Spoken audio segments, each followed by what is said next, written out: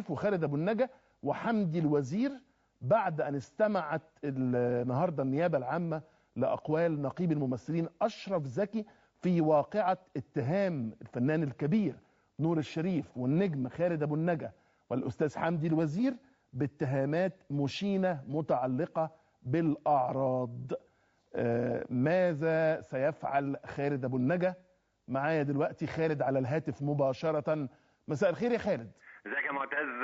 وانا سعيد ان انتوا بتكلموني، يمكن اول واحد اتكلم معاه انت يا معتز على الهوا في البرنامج. ربنا يخليك، شكرا يا خالد على وجودك معايا في برنامج 90 دقيقه. متهيألي السؤال المباشر اللي بيطرحه، تعال نقول يعني الكتير جدا من عشاق فنك ومن متابعيك ومحبيك، هو هتعمل ايه او ايه الخطوات اللي هترد بيها على ما نسب اليك في جريده البلاغ الجديد؟ انا اولا ما اعرفش بالجديده دي خالص، وشعرت بصدمه فظيعه الساعه 5 بعد الظهر امبارح من استفسارات بعض الصحفيين عن ال 12، فاستغربت جدا. كلمت الاستاذ نور الشريف على طول وعرفت ان هو عرف الموضوع بدري شويه وراح عمل بلاغ وكده. فالحقيقه اكتشفت انه يعني انا عاده في الاشاعات دي ما بردش، بقول احسن حاجه الواحد ما يردش على الاشاعات، لكن بعد ما قريت بالتفصيل حسيت ان لازم ارد وارد رد زي ما عمل الاستاذ نور الشريف في البلاغ اللي قدمه للنائب العام ومحامي وكله انه يرد اعتباره ويقيم دعوه. انا باكد ان كل ال 12 دوت واضح ان هو في تجني متعمد، ما اعرفش ليه، هنعرف ان شاء الله، وانا مش هسيب الموضوع ده غير ما اعرف ليه دلوقتي في التوقيت ده بالذات بيحصل ده. انت عندك تفسير؟ طبعا قوانين نقابه الصحفيين نفسها طبعا. انا اول حاجه هطالب ان الناس كلها تتكاتف في الفنانين والصحفيين معا ضد النوع ده من الجرايد الصفراء اللي بتسيء مش بس للفنانين، ده كمان بتسيء للصحافه المصريه.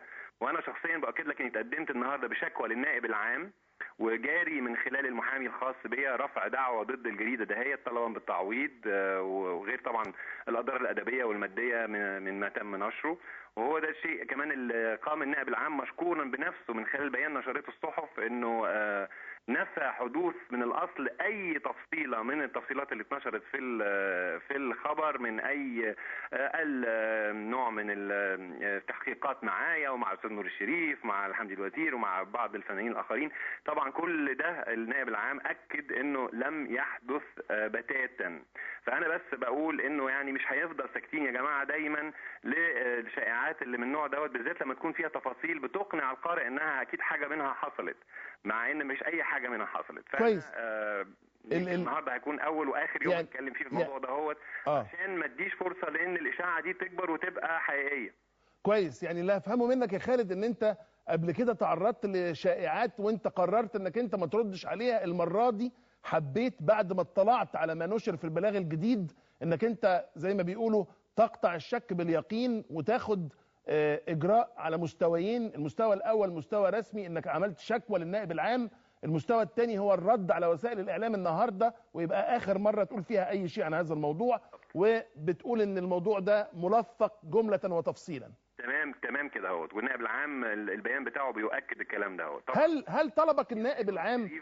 يعني مش محتاج مني انا اقول الكلام ده، لكن ده نجم كبير. ما ينفعش يا جماعه انه رموز المجتمع تستهان بالطريقه دهيت، ولازم احنا مش بس نقف كفنانين مع بعض.